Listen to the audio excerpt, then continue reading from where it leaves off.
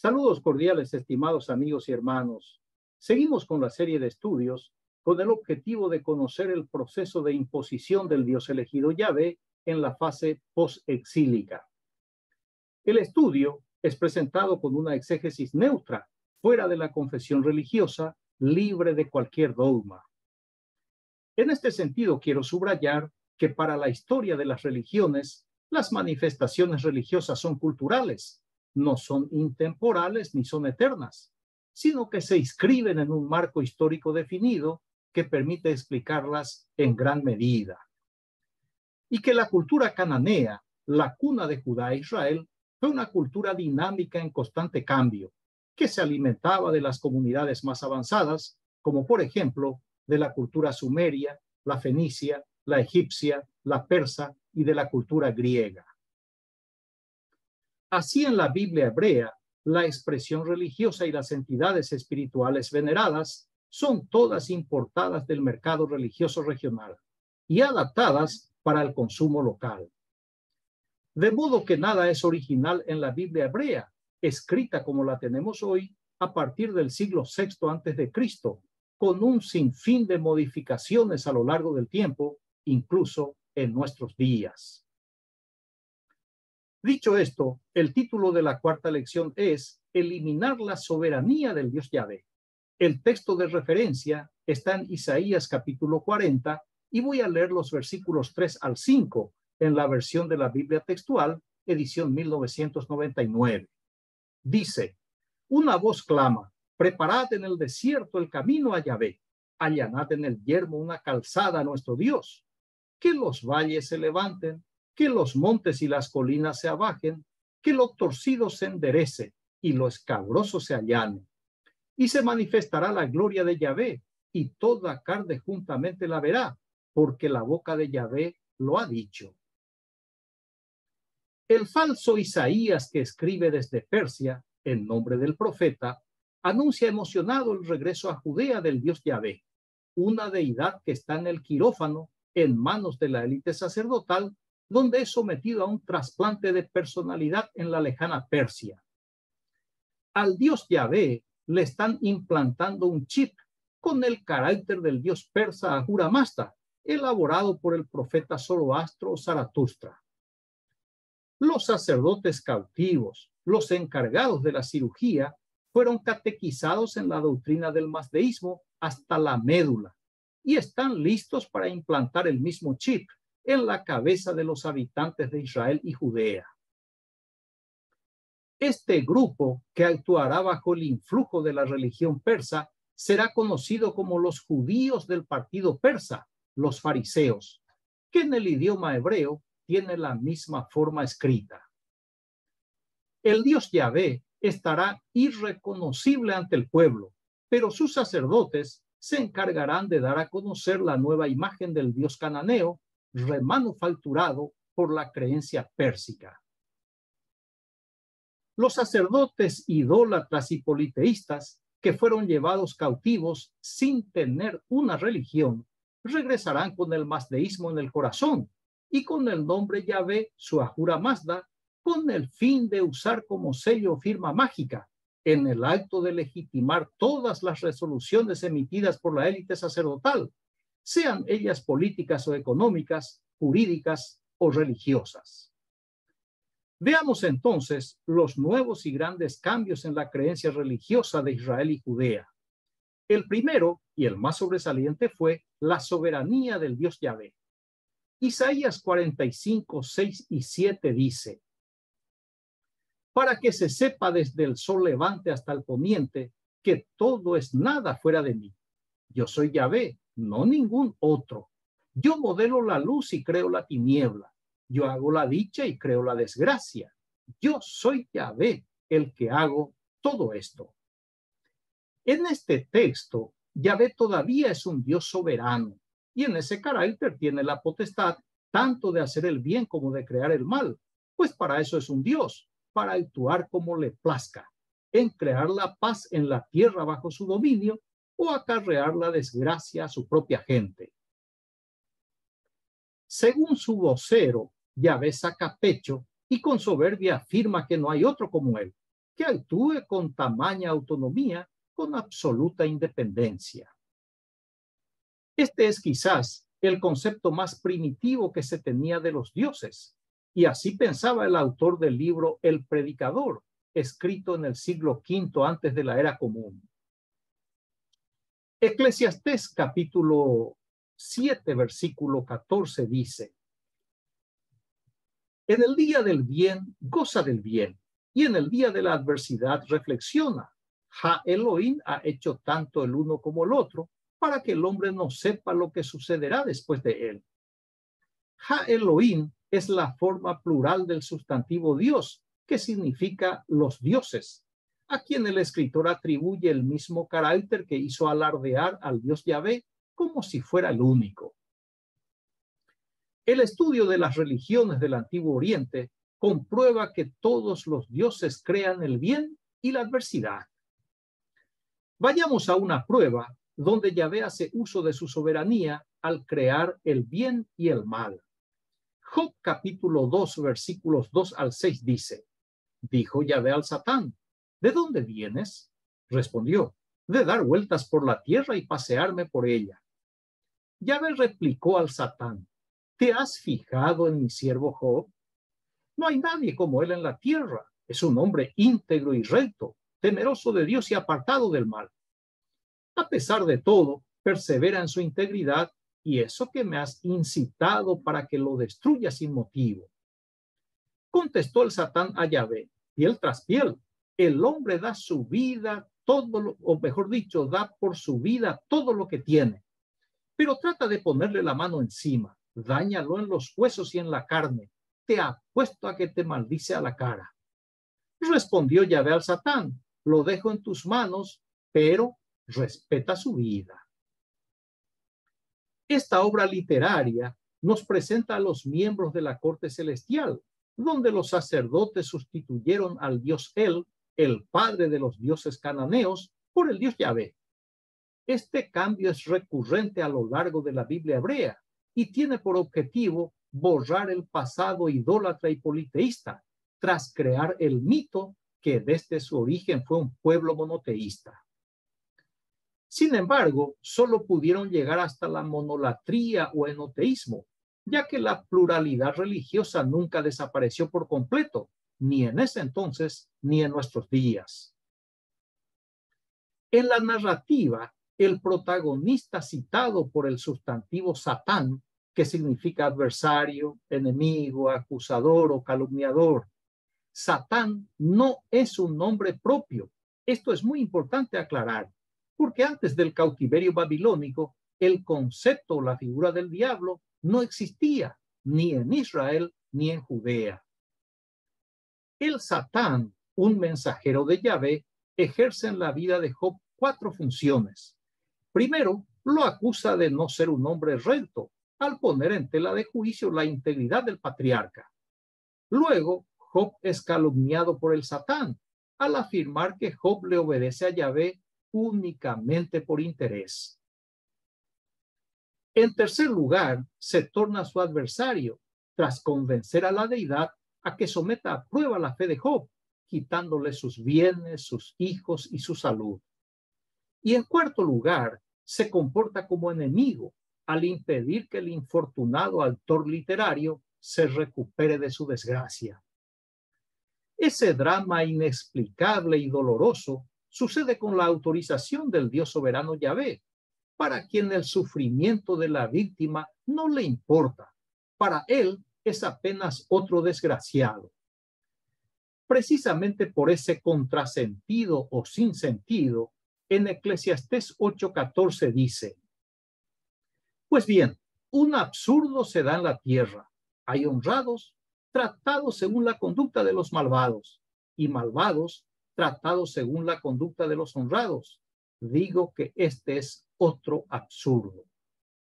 En la versión ecuménica o popular dice: y así se da en este mundo el caso sin sentido de hombres buenos que sufren como si fueran malos, y de hombres malos que gozan como si fueran buenos.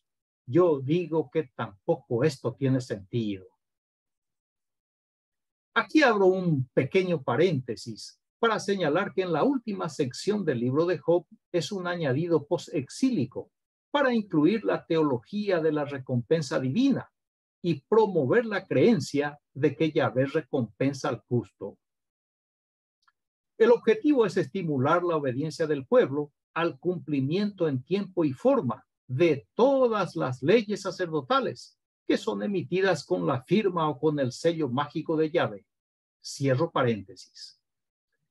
El Satán, que originalmente es un siervo de Yahvé en el papel de fiscal, se hizo cada vez más semejante a Arimán, el enemigo del dios Ahura Mazda del zoroastrismo. Por imitación, los sacerdotes efectúan la misma separación, eliminan la soberanía del dios Yahvé y lo convierten en una deidad capacitada solo y únicamente para hacer lo bueno. Y al Satán, al fiscal de Yahvé, le asignan el papel del malo en la película religiosa. Se torna un personaje siniestro en extremo y se convierte en el enemigo de Yahvé, exactamente igual que Arimán, el enemigo del dios Ahura Mazda del zoroastrismo. El nuevo carácter de Yahvé aparece en la versión reeditada del libro del profeta Jeremías, en Jeremías 29 del 10 al 12. Porque así dice Yahvé: cuando se hayan cumplido 70 años para con Babilonia, yo os visitaré y despertaré sobre vosotros mi buena palabra para haceros volver a este lugar. Porque yo conozco mis designios sobre vosotros, dice Yahvé, designios de bienestar y no de desgracia, de daros un porvenir y una esperanza. Entonces me invocaréis y vendréis y oraréis a mí, y yo os escucharé.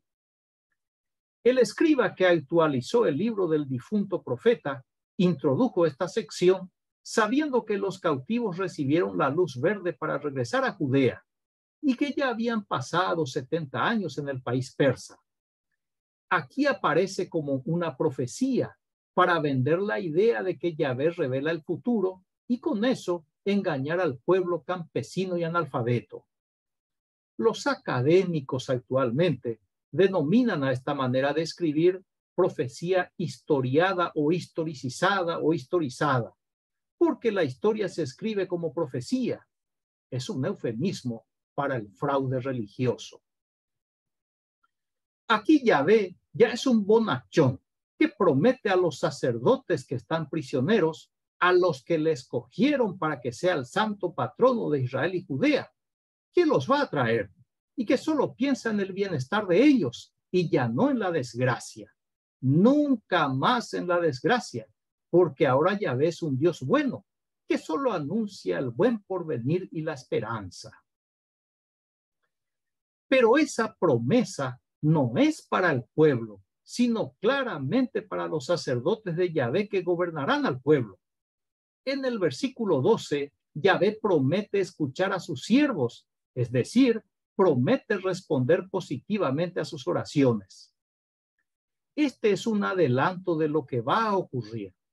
Si leemos el texto desde la mente del redactor y lo expresamos mediante una paráfrasis, el escrito sería: señores miembros de la élite sacerdotal, estoy a vuestra completa disposición todas las veces que me necesiten.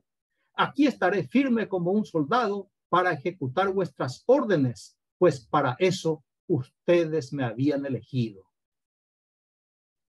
En otras palabras, los sacerdotes harán lo que crean conveniente para ellos y atribuirán al personaje mítico que habían creado y reacondicionado. Entonces el pueblo escuchará y creerá que Yahvé está gobernando al pueblo a través de los sacerdotes, cuando que la realidad es distinta y distante, porque es un grupo de sacerdotes manejando a ambos, al pueblo y al Dios Yahvé. Esto sí que es política de alto vuelo, ¿no le parece? Note que aquí el dios toro ya está castrado. Es un Dios completamente manso, sensible, compasivo. Es un ser humano.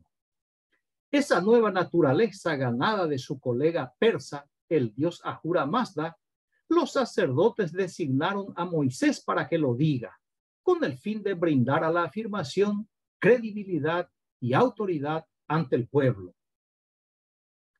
Éxodo capítulo 34, versículo 6 dice: pasó pues Yahvé por delante de él proclamando: Yahvé, Yahvé, Dios misericordioso y clemente, lento para la ira y grande en misericordia y verdad. Pero esto no es verdad, obviamente, porque Yahvé sentirá lo que los sacerdotes sientan y hablará como un sacerdote, porque Yahvé y el sumo sacerdote son un mismo personaje. Otro cambio grande en la creencia religiosa impuesta por los sacerdotes a Israel y Judea fue la exclusividad del Dios Yahvé.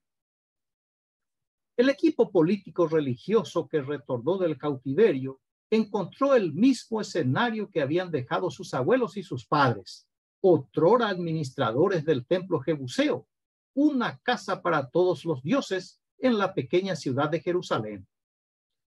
La práctica religiosa de la gente que había quedado en suelo israelita y judaíta seguía siendo la idolatría y el politeísmo, ejercida con absoluta libertad desde hacía varios siglos. El cuadro religioso, bastante armonioso, nos pinta el escritor del libro El Predicador.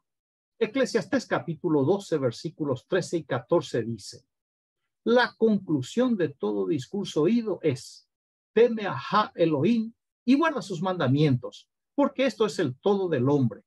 Porque Jah Elohim traerá toda obra a juicio, juntamente con toda cosa oculta, sea buena o sea mala.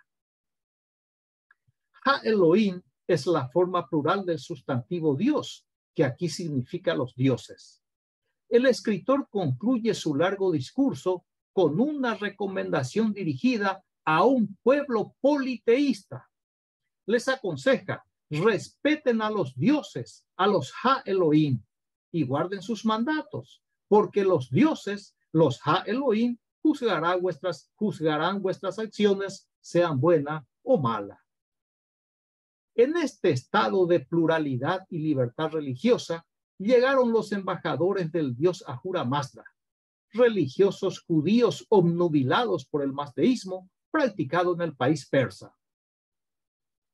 Traen consigo la doctrina del profeta Zoroastro con la firme intención de implantar el monoteísmo, la que a la postre resultó apenas en la monolatría o enoteísmo.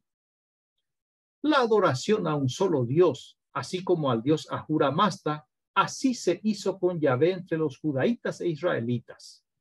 El monoteísmo riguroso se aplicó a una población marcadamente politeísta mediante un puritanismo bastante austero, predicado e impuesto por el escriba y sacerdote Esdras, un religioso prepotente, misógino, cruel y racista, según consta en su propio libro. Así empiezan a combatir el politeísmo y se refuerzan con las normas pertinentes, como la ley religiosa siguiente. Éxodo capítulo 20, versículo 2 dice: no tendrás otros dioses fuera de mí. El autor de este mandato reconoce que el Dios Toro Yahvé no es el único en la comunidad de seres divinizados, ni en Canaán ni fuera de ella. De modo que estipula para el pueblo la obediencia y adoración a un solo Dios, al Dios creado por el oficialismo sacerdotal. Aunque Yahvé es un Dios que nunca había convencido, excepto a los edomitas quienes lo crearon, los ahora sacerdotes zoroastrianos de Yahvé se encargarán por la fuerza de que sea aceptado a regañadientes y disimuladamente por la primera generación, la gente que fue testigo y víctima de los colonizadores religiosos judeo-persas del Dios Yahvé. Así, Israel y Judá perderán para siempre su riquísima e histórica identidad multicultural, causada por un puñado de poderosos y ambiciosos sacerdotes políticos al imponer la cultura religiosa persa, porque ya se veían a sí mismos más persas que judaítas. Un tercer cambio en la creencia religiosa impuesta por los sacerdotes a Israel y Judea fue la prohibición de las imágenes sagradas. La prohibición del uso de imágenes sagradas cubre casi todo el libro del príncipe de los profetas, Isaías. En sus páginas se comprueba con bastante claridad los principios de la religión del profeta Zoroastro, y en abundancia más que en cualquier otro libro de la Biblia hebrea. La norma prohibitiva está en el libro del Éxodo, en el capítulo 20, versículo 4, que dice: no te harás escultura ni imagen alguna de lo que hay arriba en los cielos, abajo en la tierra o en las aguas debajo de la tierra. Esta ley, producida por la clase dominante, es para que cumpla la clase dominada, el pueblo campesino, analfabeto y supersticioso.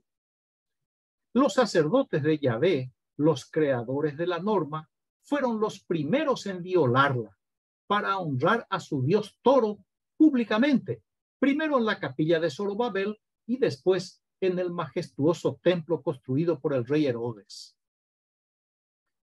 El cuerno del toro representa a Yahvé y según el libro del Éxodo estaba presente en los vértices del altar del sacrificio, en los vértices del altar del incienso, el cuerno del aceite de la unción, el cuerno o shofar para las festividades religiosas, y para el sacrificio diario se ofrecían becerros. Éxodo capítulo 29, versículo 36 dice: y sacrificarás diariamente el becerro de la expiación por el pecado, y purificarás el altar al hacer expiación sobre él, y lo ungirás para consagrarlo. Además de estos, hay dos símbolos que pertenecen al templo del dios Ahura Mazda y que fueron incorporados al templo de Herodes, al templo de Jerusalén, al templo de los judíos. El primero es la energía del dios creador, representada en el zoroastrismo por el fuego y el sol, duraderos, radiantes, puros y sostenedores de la vida. Los zoroastrianos rezan frente a una forma de fuego o de una fuente de luz, normalmente. No adoran al fuego, sino que reconocen su luz como un símbolo de la deidad. Ahora, el fuego, como símbolo de Yahvé en el templo, es la menorá o el candelero de 7 brazos y el altar del incienso. Y en ambos artefactos, el fuego y la llama no debe apagarse nunca. Es una imitación directa del mazdeísmo. El segundo símbolo es el agua, cuya fuente se instala frente al templo dedicado al dios Ahura Mazda. Y en el judaísmo, el lavacro, la fuente de agua, está situado delante de la puerta del templo de Yahvé, exactamente como en el mazdeísmo. Un cuarto cambio en la creencia religiosa impuesta por los sacerdotes a Israel y Judea es el dogma de la inmutabilidad del Dios Yahvé. Malaquías 3:6 dice: yo, Yahvé, no cambio, pero ustedes, hijo de Jacob, no terminan nunca de cambiar. Malaquías es un profeta que habla como sacerdote, un mensajero de la élite sacerdotal que escribe en favor de la causa de los siervos del Dios Yahvé. Malaquías le hace hablar a Yahvé y le hace decir que él no cambia, que es inmutable, a diferencia del pueblo que no termina nunca de cambiar en su decisión y en su conducta. Sin embargo, y como se comprueba en toda la extensión de la Biblia hebrea, lo único que con absoluta certeza y con frecuencia hace el Dios edomita Yahvé es cambiar, cambiar y cambiar. Así concluye la tercera operación para allanar el camino de Yahvé, proclamado por el falso Isaías desde la nación persa, cuando decía en Isaías 40 del 3 al 5: una voz clama, preparad en el desierto el camino a Yahvé, allanad en el yermo una calzada a nuestro Dios. Que los valles se levanten, que los montes y las colinas se abajen, que lo torcido se enderece y lo escabroso se allane. y se manifestará la gloria de Yahvé, y toda carne juntamente la verá, porque la boca de Yahvé lo ha dicho. El primer paso fue la elección de Yahvé en la nación persa. El segundo paso fue divorciar a Yahvé en la nación persa. El tercer paso fue dotar a Yahvé de los rasgos del Dios persa. Muy bien. Concluyo el análisis con la observación del escritor y crítico francés Charles Baudelaire. Dios es el único ser que, para reinar, no tuvo ni siquiera necesidad de existir. Reitero, Dios es el único ser que para reinar no tuvo ni siquiera necesidad de existir. Agradezco su amable atención, reciba un fraterno abrazo y hasta el próximo estudio. Gracias.